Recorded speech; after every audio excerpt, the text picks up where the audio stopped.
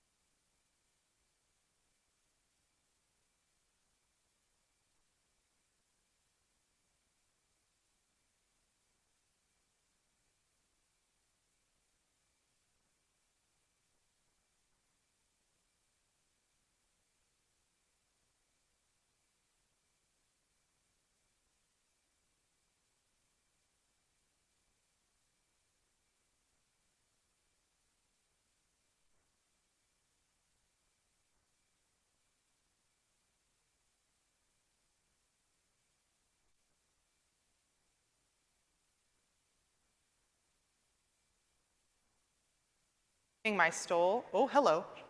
Hi, everybody. Is it okay where it is? I'm worried it's going to get covered.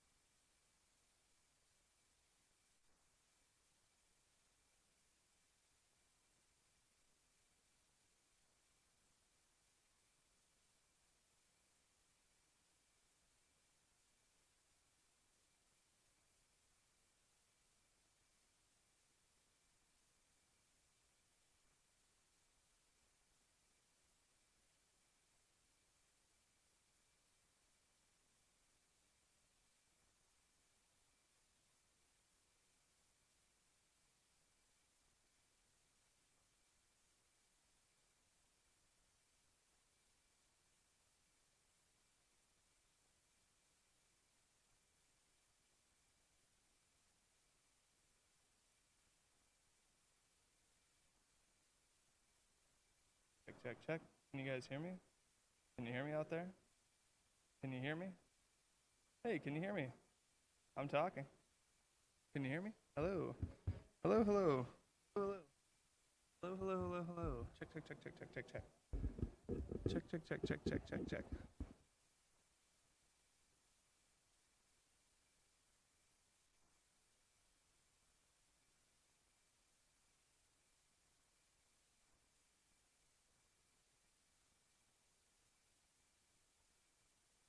Up here, nothing, nothing. Check, check, check. Hello, hello, hello. Check. We are in line 3. Line 3.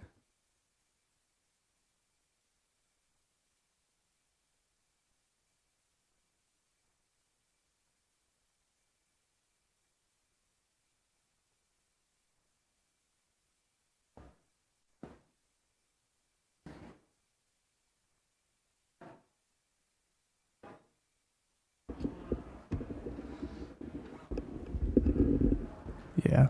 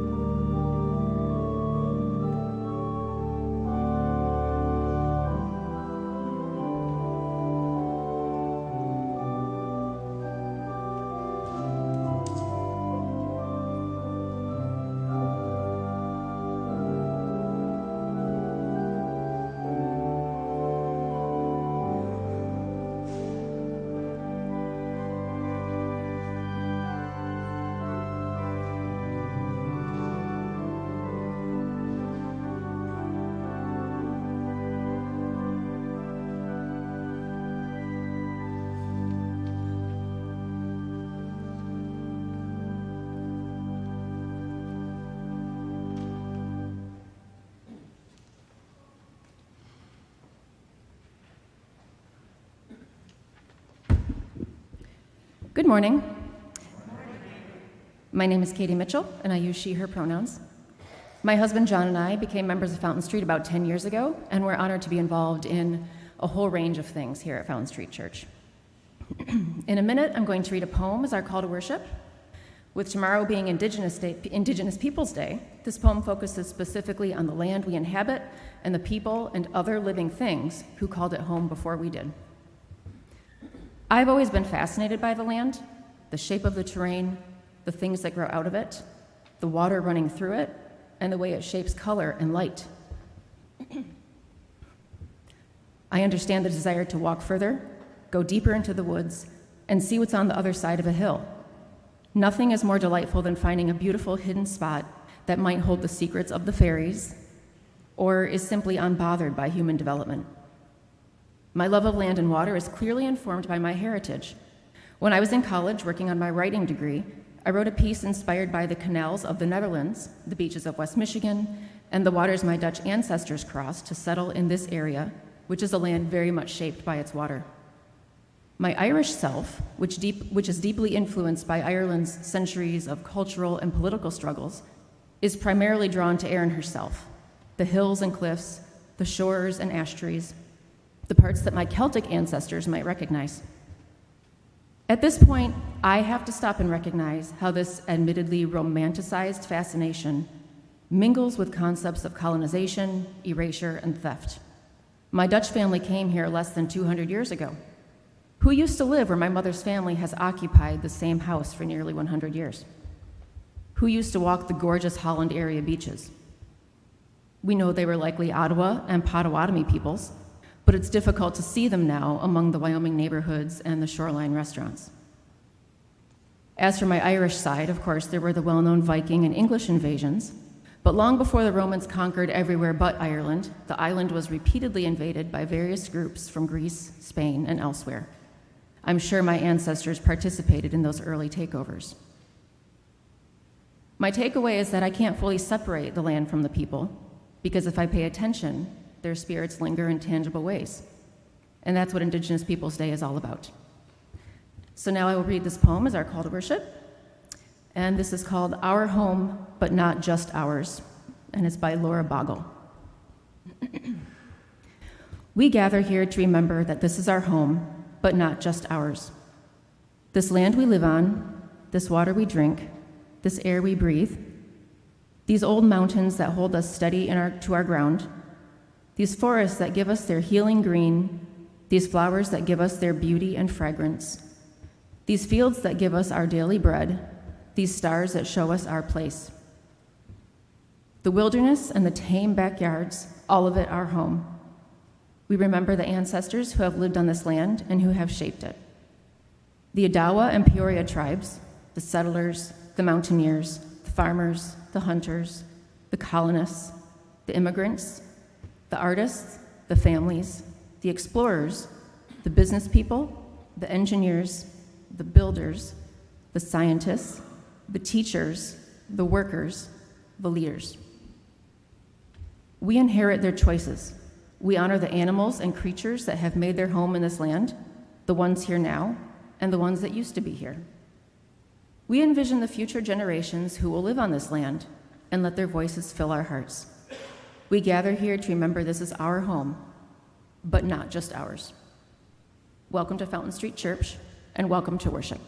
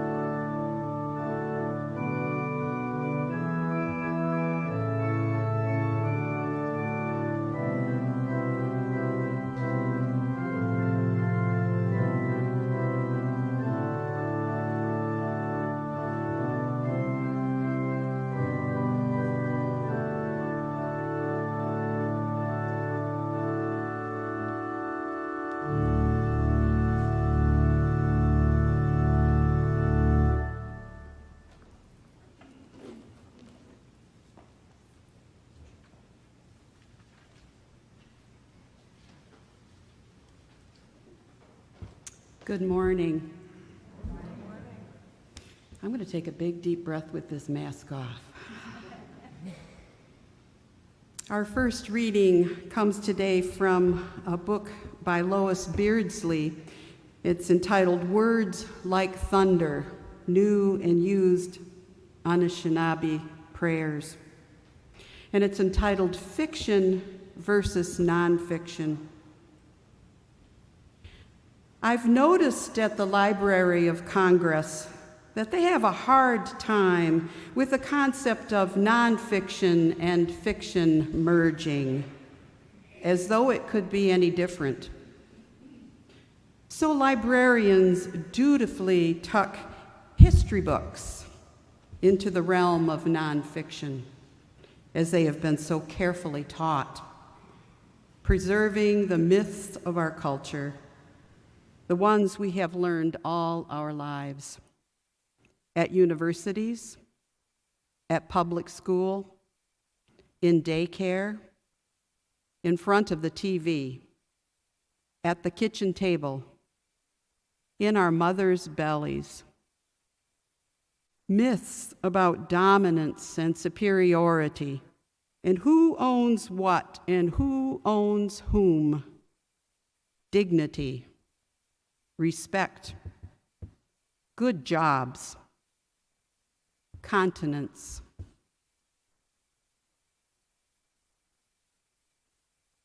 And our second reading comes as an excerpt from The Inconvenient Indian, written by Thomas King. Most of us think that history is the past. It's not. History is the stories we tell about the past. That's all it is. Stories. Such a definition might make the enterprise of history seem neutral, benign, which, of course, it isn't. History may well be a series of stories we tell about the past, but the stories are not just any stories. They're not chosen by chance. By and large, the stories are about famous men and celebrated events.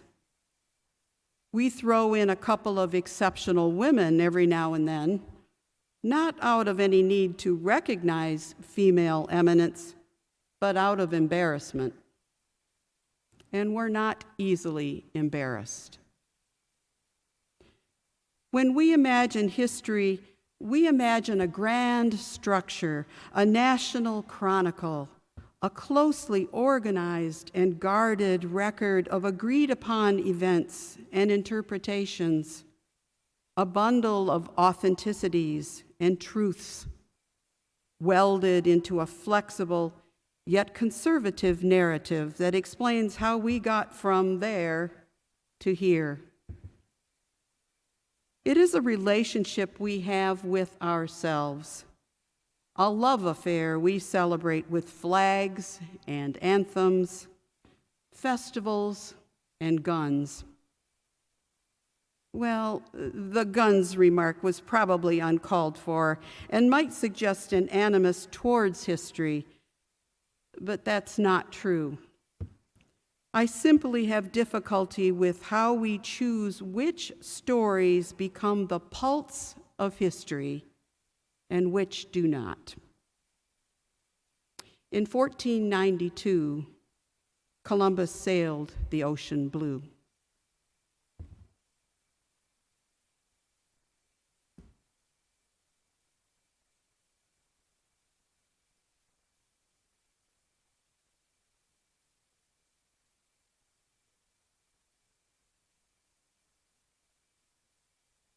We are talking about stories this morning, stories of the past, stories of the present, stories that are waiting to be written, stories that are untold, and stories that need to be retold. And so I have a story this morning, and it comes from this beautiful book, and it's inspired by this book, and the book is called We Are Water Protectors. And it's about a little girl named Carol, who's a member of an indigenous community called the Turtle Mountain Band of the Ojibwe. And Carol's family and her community is deeply connected with the water. So much so that her grandmother, Nukumis, always taught her that water is the very first medicine we receive. Nukumis would teach Carol that we all come from water, and water is something that first nourishes us when we are inside of our parents. Water is sacred, Nukumis would remind Carol, so care for it, watch for it, and protect it. So from a very young age, Carol believed that the rhythm of water ran through her veins just like the rhythm of the river of life. She also believed that it sustained the plants and the animals that sustained her and her community. Also, as a young girl, Carol would hear a legend of a black snake, a big black snake that would one day come to their community. It was a legend that had been told to her grandmother Nukumis, that had been told by her grandmother and her grandmother too. The big black snake would come and spoil the sacred water. The big black snake would come and poison the plants and the animals that sustained them, and the big black snake would come and wreck everything in its path. And every time they told this story, they believed that it was far, far away.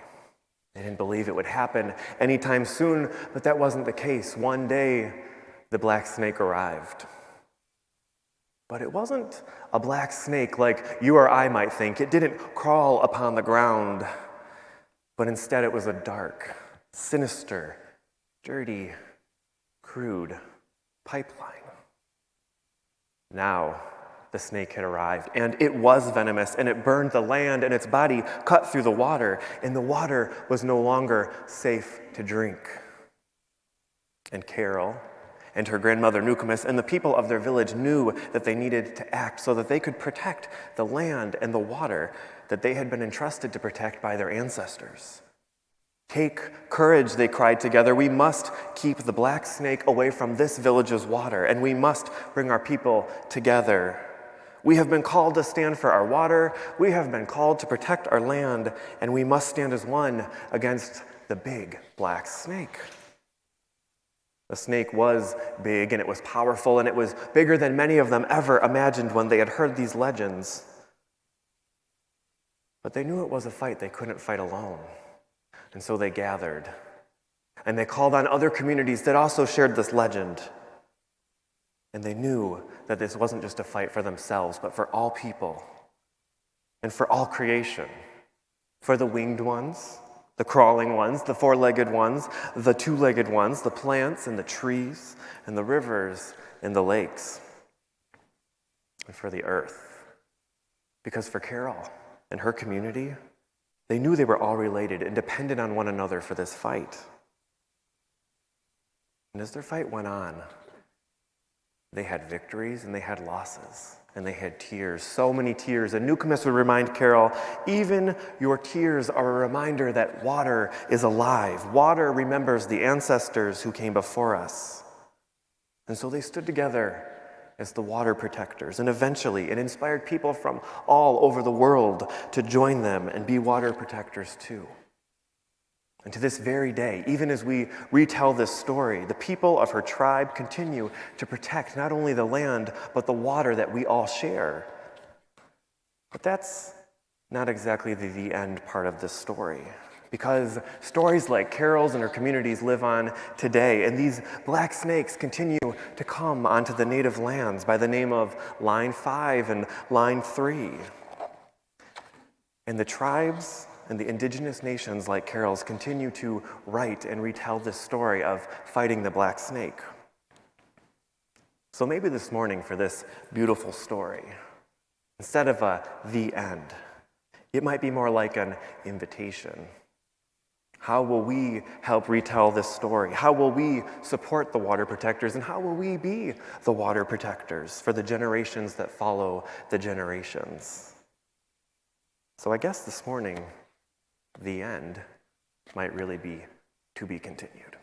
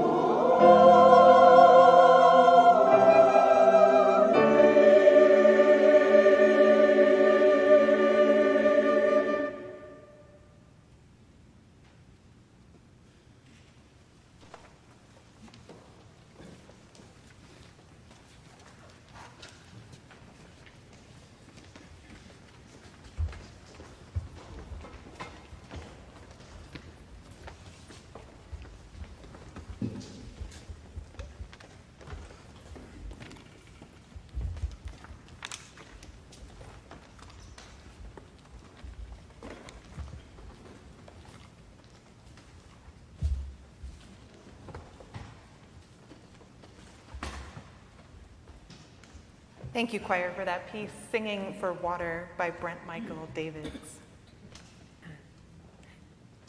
My name is Reverend Greta Jo Seidel, and I use she, her pronouns, and I am the assistant minister here at Fountain Street Church. Today's homily is far from an intellectual lecture.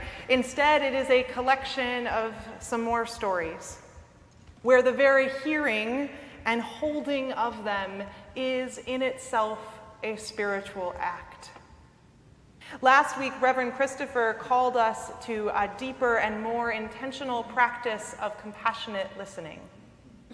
He said compassionate listening makes space for the listener to be transformed by the person who is speaking, while also calling the listener into action.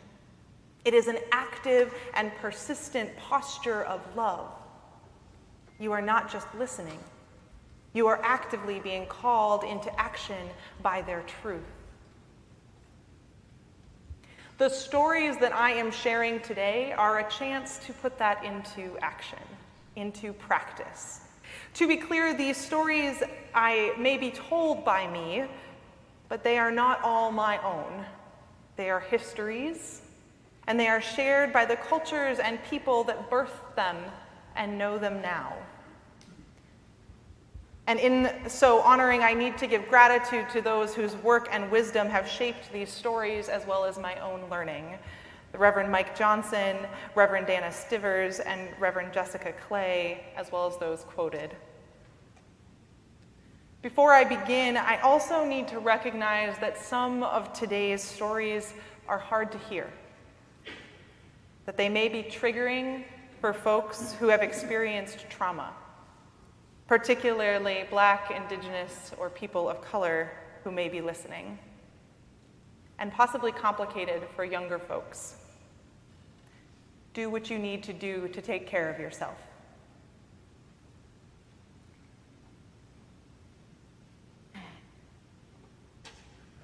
Thomas King, an American-born Canadian who is of Cherokee and Greek descent, wrote in his book, The Truth About Stories, quote, "The truth about stories is that's all we are. You have to be careful with the stories you tell, and you have to watch out for the stories you are told." End quote. So be careful. They might just tell us who we are. This first story is about 6,509 children. Last summer, news reports coming out of Canada were heartbreaking. There were mass graves of children, mass unmarked graves, found at the sites of residential schools for First Nations people run by the Catholic Church.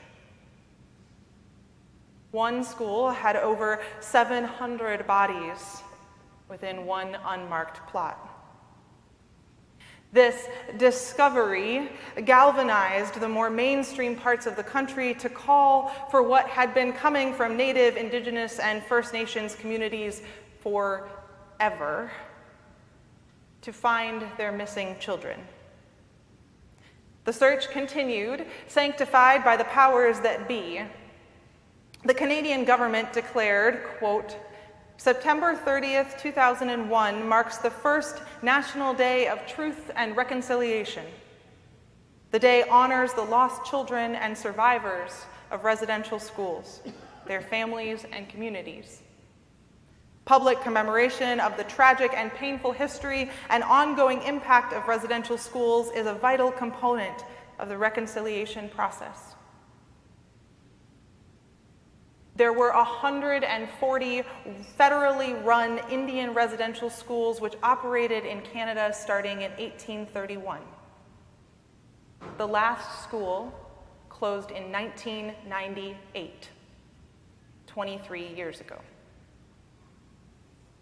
A Smithsonian article last year said experts estimate that 4,000 to 500 children may have died at the schools, often from a combination of poor living conditions and disease. Well, to date, 6,509 children who were lost have been found.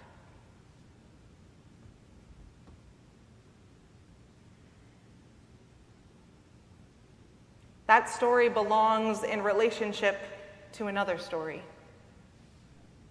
Thomas King, in his book, The Inconvenient Indian, a curious account of Native people in North America, writes, quote, "A great many intelligent and compassionate people have called residential schools a national tragedy." And they were. But perhaps tragedy is the wrong term. It suggests that the consequences of residential schools were unintended and undesired, a different argument to make sense. As Ward Churchill points out, the schools were national policy, end quote. To go a step further, it wasn't just national policy, it was theological practice. 14 different denominations founded and ran residential schools. That includes the two denominations that this congregation has the closest ties to. The Baptists ran 4, and the Unitarians ran 2. And there were 5 here in Michigan. Holy Childhood of Jesus School, Holy Name Chippewa Baraka, Mount Pleasant Industrial, Potawatomi, and St. Joseph's Orphanage. The National Native American Boarding School Healing Coalition writes, quote, "Justice in Indian country cannot be fully realized without a major shift in our national narrative. The United States government must admit and accept responsibility for its boarding school experiment and other white supremacist policies, including removal.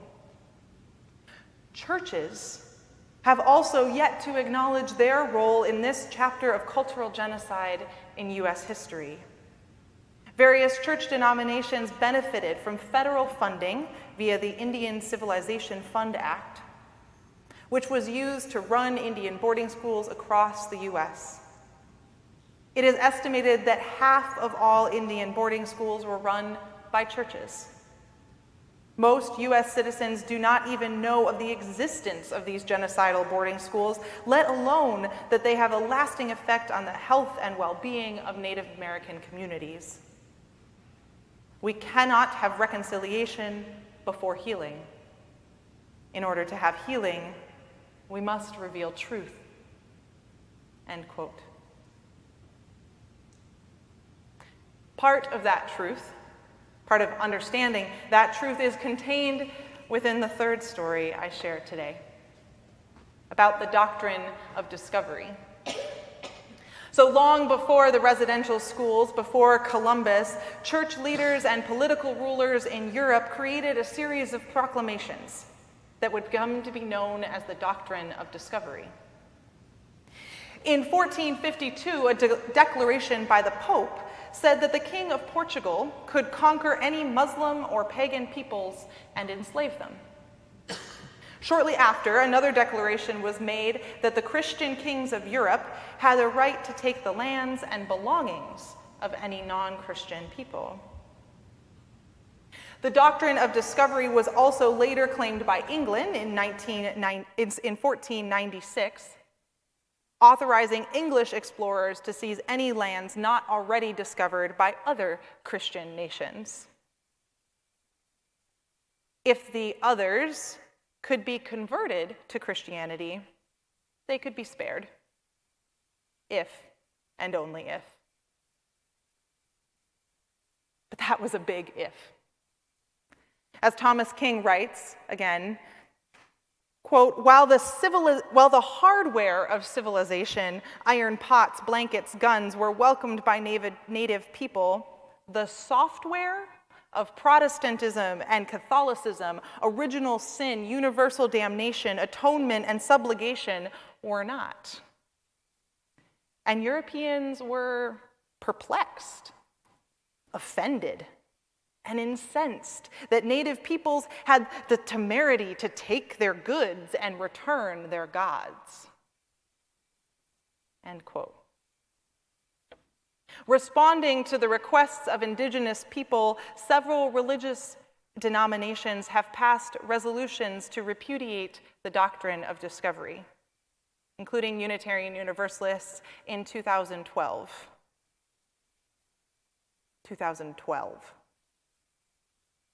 These resolutions are a first step towards reckoning with the history of stolen lands and stolen children.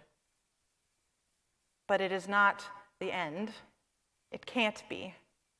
Especially for this congregation that is not tied to a denomination to collaborate in this work. Because the discovery of the graves was not news to First Nations and Indigenous peoples. It was confirmation of a wound that was unhealed by time, finally literally unearthed and made visible to a willfully ignorant society. Because this is not just stories about Canada or about the Catholic Church. This is the story about church and government being tools for a culture of domination and death. Because these are not distant memories or foreign ideas. These are brick and mortar buildings in our communities, built and run by our forebearers and instilled into the mechanisms that uphold our culture today. Because the world is round, And so the edges of the world was a metaphor made real, created when white supremacy marginalized everyone who didn't look like him and the God he crafted in his own image. The nation he built, the economic systems they established, and the religions that were allowed to thrive don't like to tell this story. And so they made sure to separate their history books from the myths of those they ignored. And then they built schools to teach only their version. But the other stories were remembered. And they are being told. And the old history books can be rewritten. So let me tell you 2 more stories. The first is my own perspective on a part of the story you've already heard from Reverend Christopher and from the choir. In December of 2016, the long protest at Oceti-Sakowin camp, known as Standing Rock in North Dakota, was well established and well documented by Western media. But despite months, really years, of peaceful protest and repeated requests for the treaty to be honored and the pipeline stopped, the standstill went on.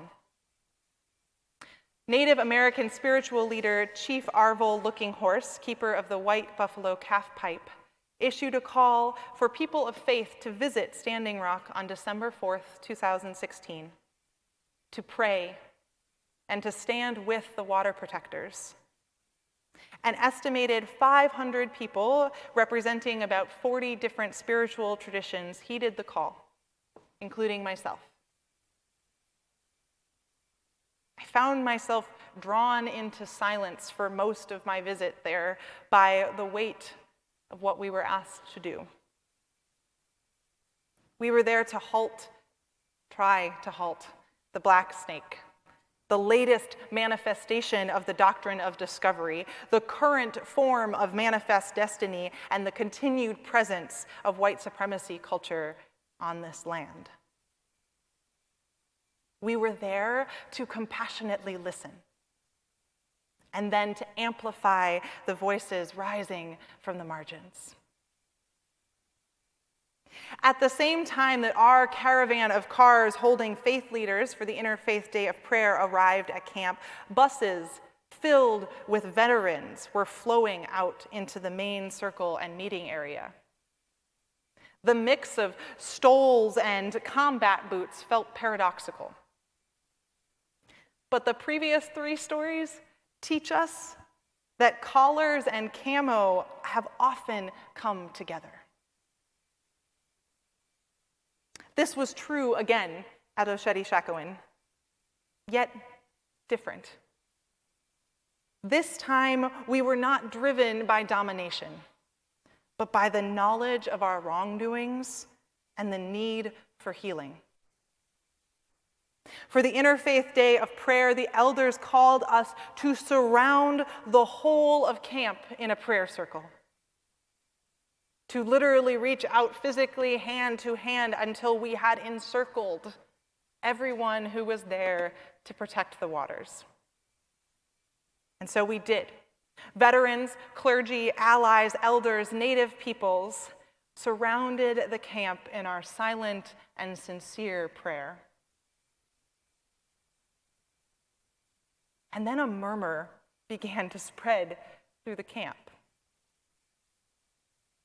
It wasn't a quiet place, the camp, to be clear. So when I say a murmur spread, it had a different tone. It had a different vibration, a different feel. When the murmur reached my part of the circle, that was when we heard that the Army Corps of Engineers had denied the permit. In that moment, the power of collaborative justice was palpable. From silent tears to jumps for joy, it taught me so much. It taught me that the real work of justice and reconciliation is messy and complicated and downright hard. And it is also intensely beautiful, connecting, and restorative. And it comes in chapters, not in single victories. Because as many of the religious leaders headed home, the veterans remained. And then on December 5th, the veterans gathered 1,000 strong and participated in a forgiveness ceremony that was truly unique and included an apology from U.S. veterans to Native Americans for crimes against their people and their land. In his speech to Indigenous tribal elders, Wes Clark Jr., who helped organize the veterans, said, quote, "We came. We fought you. We took your land. We signed treaties that we broke. We stole minerals from your sacred hills. We blasted the faces of our presidents onto your sacred mountain. When we took still more land, and then we took your children, and then we tried to take your language and tried to eliminate your language that God gave you, that the Creator gave you. We didn't respect you. We polluted your earth. We've hurt you in so many ways, but we've come to say we're sorry. We are at your service, and we beg for your forgiveness."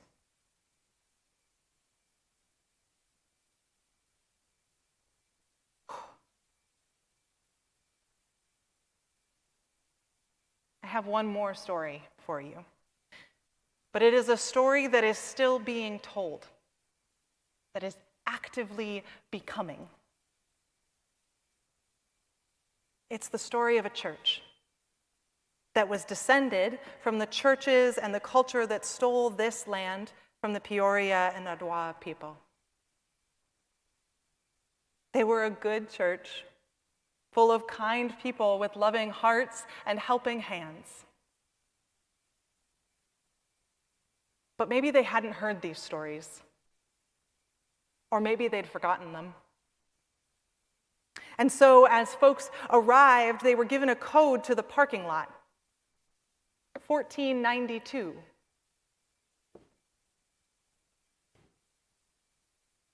I didn't make that up, that's actually the parking lot code. Before they entered the sanctuary, they typed that into a pad in order to park, to have access to this shared sacred space. And then they entered a sanctuary greeted by a pantheon of white men that hold court in the windows, including what looks a whole lot like a Mayflower ship to me. Well, those windows are historic. And that's just always been the code. I mean, it's really easy to remember. Is ease how we measure history? Is habit how we choose the stories of who we are? Because the truth about stories is that's all we are. So be careful, or the stories you tell might just show you who you are.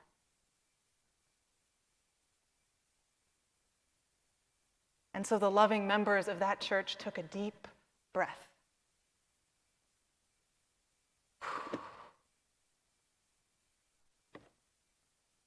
And they began to listen a bit harder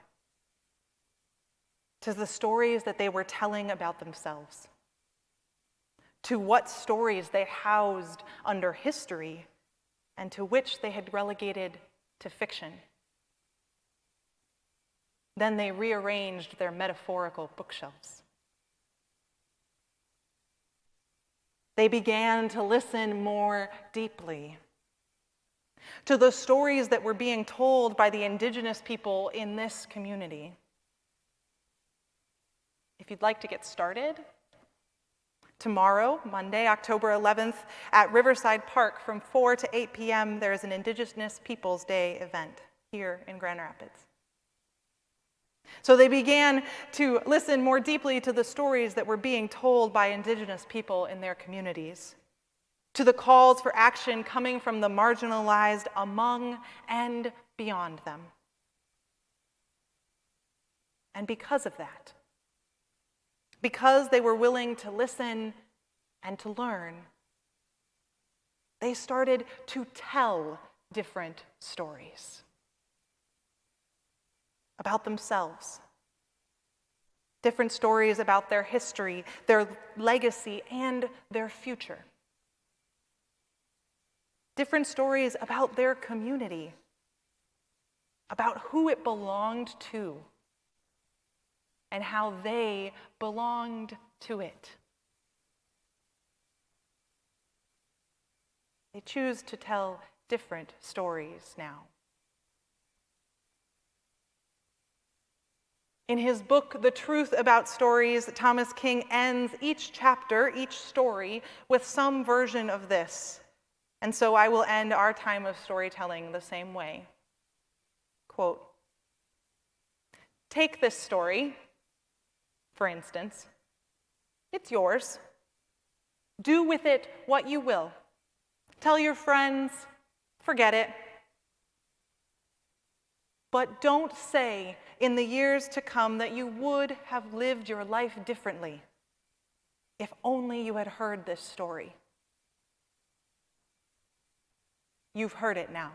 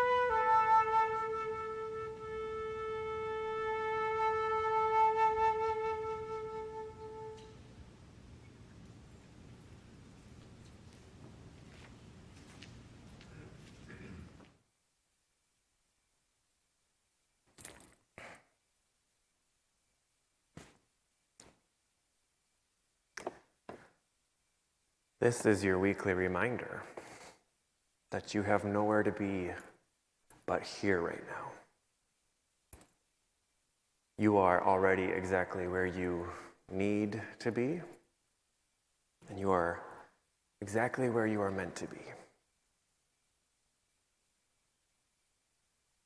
And so breathe with me.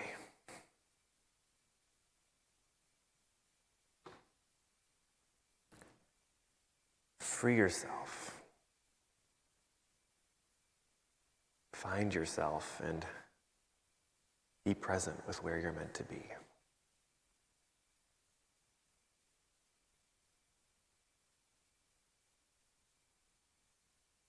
Find your physical body in this physical space.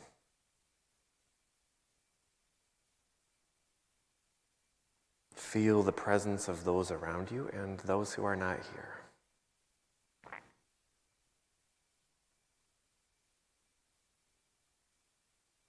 Feel the chair that holds you.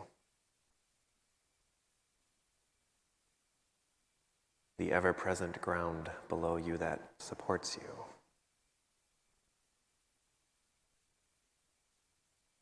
In the invisible but ever-present womb of life that embraces you.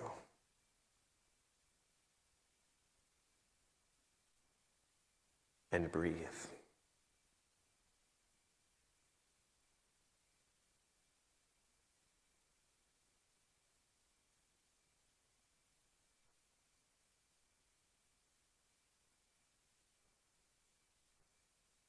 Breathe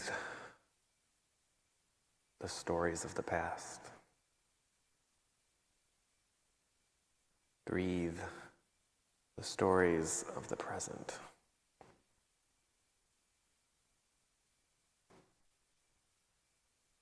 Let the energy of the room wash over you. And open yourself to silence. Let it in and welcome it.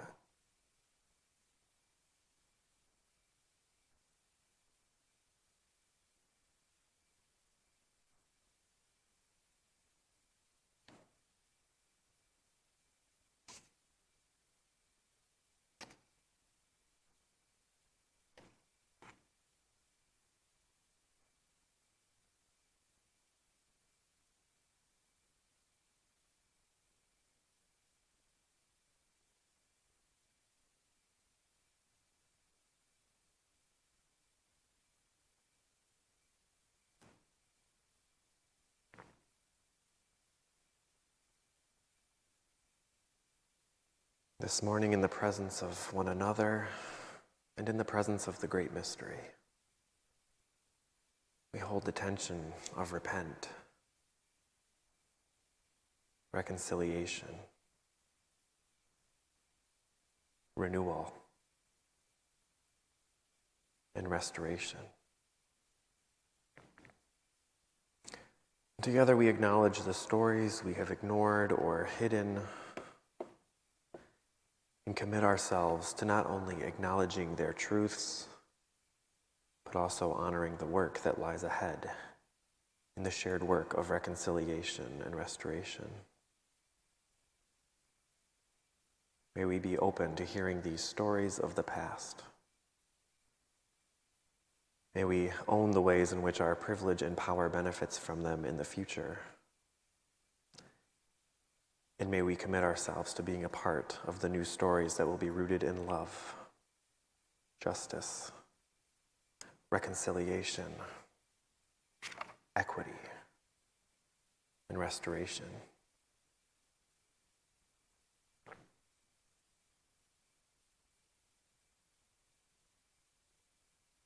And in the opening of ourselves to these commitments, may we be drawn together this morning in one spirit by the Ojibwa prayer offered to us this morning by the First Peoples Project. O great Spirit, whose voice I hear in the winds, and whose breath gives life to everyone, hear us. We come to you as one of your many children, feeling small and tired, in need of your wisdom and in need of your strength. Let us walk in beauty and put our eyes on everything that is you. Make our hands respect the things you have made, and make our ears sharp, so we may hear your voice. Make us wise so that we might understand you more. We ask for wisdom and strength, not to be superior to our brothers and our sisters, but to be able to fight the greatest enemy, the ego of ourselves. Make us ever ready to come before you with clean hands and a straight eye, so as life fades away as a fading sunset, our spirit may come with nothing but love.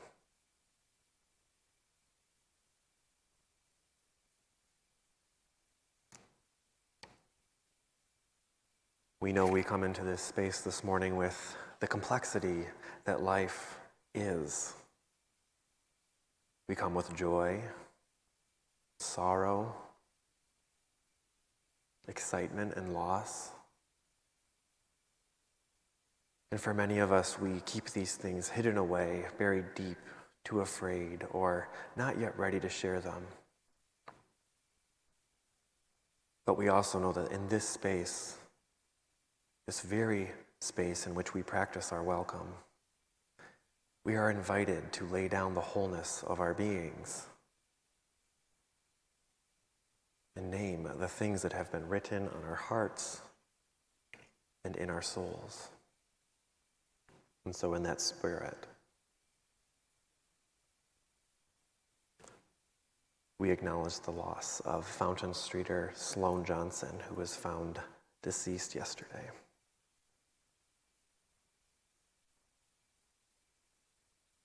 We acknowledge the complexity of life and the hope for our sister, Caroline Clark, who has gone home to receive hospice.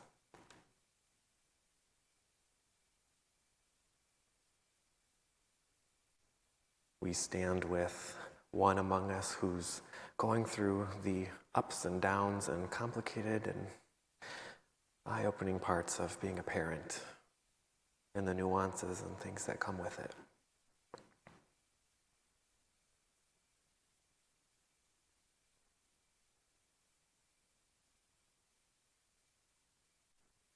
And we lift up all of those joys and those concerns that have been left unsaid, but still are written on our hearts. And so, in that space, I invite you to take but one last breath with me. Breathe in.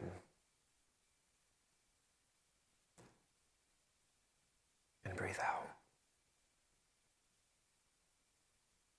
Amen. Blessed be.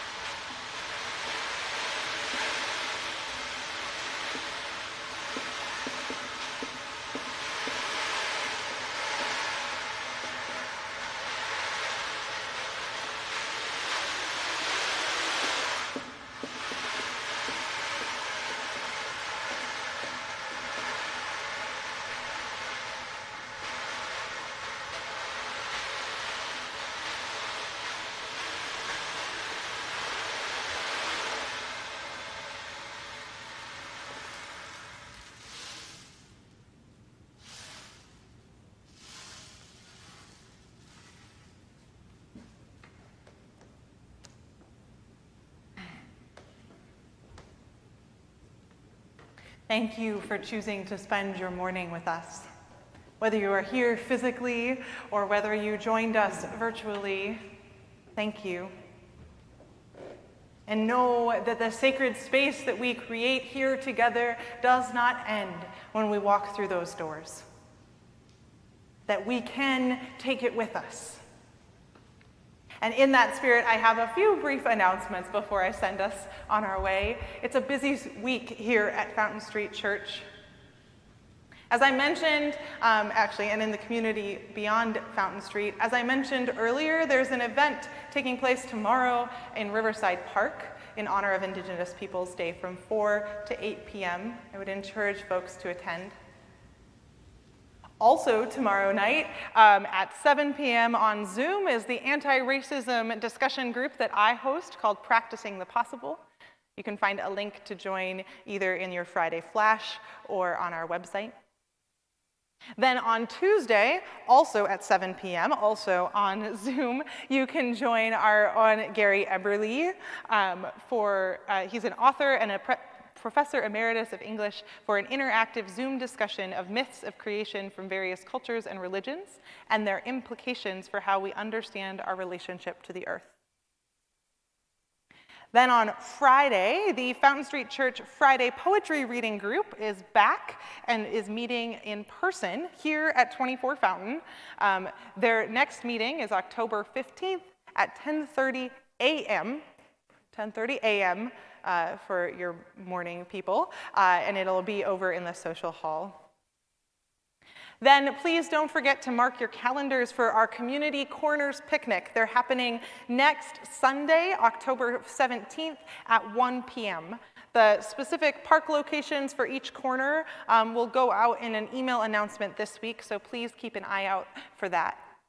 There are lots of other wonderful updates on this community and beyond in your weekly Friday Flash, so I do encourage you to keep an eye out for that. And if you're not currently receiving our email updates, please reach out to a member of staff and we'll be happy to get you connected. I invite you to take one more deep breath with me.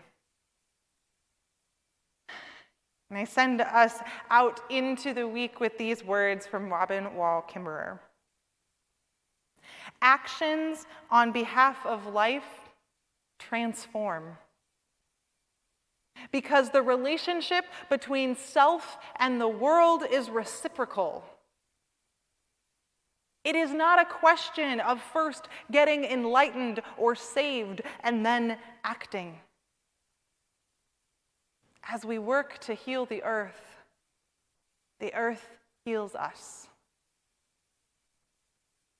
May we go out into the world this week to be healed and also to heal, to be saved and also to save, to be loved and also to love. May it be a good week. Blessed be. Thank you.